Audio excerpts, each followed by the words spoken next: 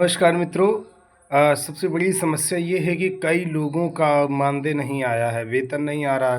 किसी का 1 महीने का नहीं आया, किसी का 2 महीने का नहीं आया।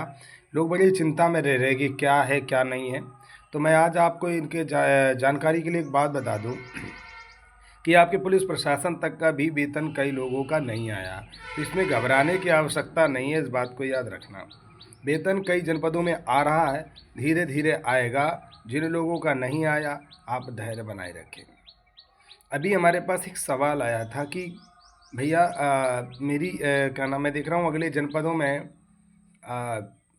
कोई फतेहपुर करके एरिया है, वहाँ पे कोई व्यक्ति के द्वारा कई नियुक्तियाँ कराई गई हैं।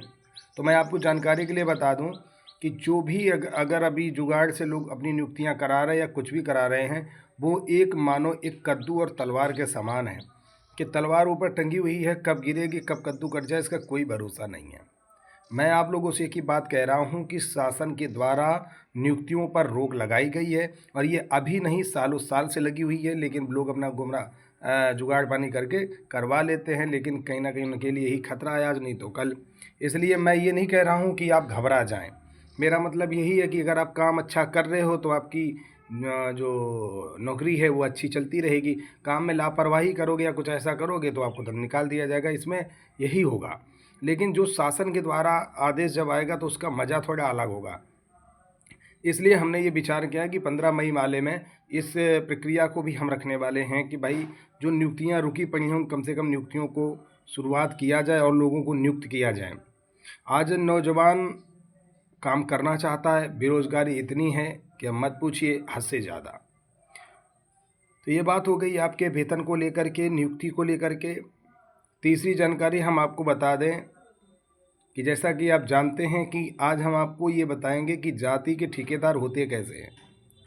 बनारस में एक व्यक्ति है जो कि मिश्रा जाति से आता है, और वो किसी हद तक गुजर कर ब्राह्मणों को गाली देता है और अन्य लोगों को समर्थन करते हुए समाजवादी पार्टी में जाने का प्रयास करता है। 2-4 अपने चैनल तैयार कर लेता है, पैसे दे दे करके अपनी उसमें भाषणबाजी करता है। उसके बाद वो व्यक्ति खुद अपने ऊपर हमला करवाता है, हमला करवाने के बाद भर्ती हो जाता है। फिर माननीय अखिलेश जी समाजवादी पार्टी के अध्यक्ष साहब चले आते हैं और सीधे टिकट थमा देते हैं कि भैया चुनाव लड़ो। हाँ, और एडमिट होने के बाद भी जेल भी चला जाता है, जेल में 10-15 दिन रहता है। इसीलिए कहते हैं ना, जो जेल जा रहा है उसे ही नेता बनाया जा रहा है। ये सबसे बड़ा दुर्भाग्य है हमारे देश का। आप सोचिए कि ऐसी ऐसी पार्टियां हैं जो क्राइम करते हैं उनको ही ये लोग टिकट देते हैं। यदि अगर क्रिमिनलों को टिकट ना दी जाए तो ये भारत महान बन सकता है, लोगों को सुविधाएं मिल सकती है, लोगों को समस्या कभी नहीं हो सकती। आप सोचिए, हमारे देश के नेता इतने महान हैं, ये हमेशा क्रिमिनल को टिकट पकड़ाते हैं। परिवारवाद जातिवाद से इन्हें समय नहीं मिलता। पहलगाम जम्मू कश्मीर की बात बता रहा हूँ, और बड़े दुख के साथ कहना पड़ रहा है, इसलिए सुख शांति भी हम लोग व्यक्त करते हैं और आप भी व्यक्त कीजिए कि वहाँ पर आतंकी हमला ऐसा हुआ जहाँ पर धर्म पूछ कर के 28 लोगों की जान ले ली गई। 28 लोगों को धर्म पूछकर, जाति पूछकर उन्हें गोली मार दी गई। आप ज़रा विचार कीजिए कि पाकिस्तान किस हद तक गुजर रहा है, और कहीं ना कहीं भारत में पल रहे आतंकियों के पैसों पर कुछ गद्दार तत्व के जो व्यक्ति हैं, कहीं ना कहीं उनकी साजिश के तहत ये कार्य किया गया। आप जरा सोचिए। हालांकि गृह मंत्री अमित शाह और मोदी जी इस मिशन में चालू हो चुके हैं, क्योंकि अगर 28 मारे हैं तो कम से कम 100 मारेंगे, तभी बदला पूरा होगा। पाकिस्तान से बदला लेना भी एक जिम्मेदारी मोदी सरकार की बनती है।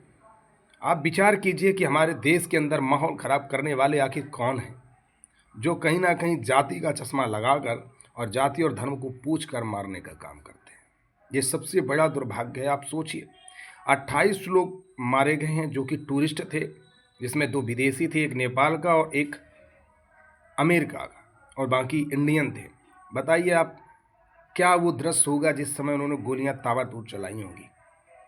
आप विचार कीजिए इस पर। इसीलिए कह रहा हूँ कि जाति जाति का कार्ड खेलोगे, एक भी नहीं छोड़े जाओगे। इसलिए जाति नहीं, एक साथ आइए और भाईचारा को निभाइए। इसीलिए मैं कहता हूँ कि ब्राह्मण, बनिया, क्षत्रिय, दलित बनने की कोशिश मत करिए। जब आपकी मौत सर पर आएगी तो आपसे ये नहीं पूछा जाएगा कि आप दलित हैं कि ब्राह्मण हैं, आपको मार दिया जाएगा। मैं ये नहीं कह सकता कि हमारे देश में मुसलमान खराब हैं, हमारे देश के मुसलमान एक से एक अच्छे हैं। भारतीय मुसलमान कभी गद्दारी नहीं कर सकता, लेकिन जो विदेशी आक्रांता इसके अंदर पल रहे हैं, ये साजिश और षड्यंत्र उन्हीं के द्वारा किया जाता है। उसी साजिश और षड्यंत्र का ही तो पर्दाफाश सरकार को करना चाहिए, मेरा ये मानना है।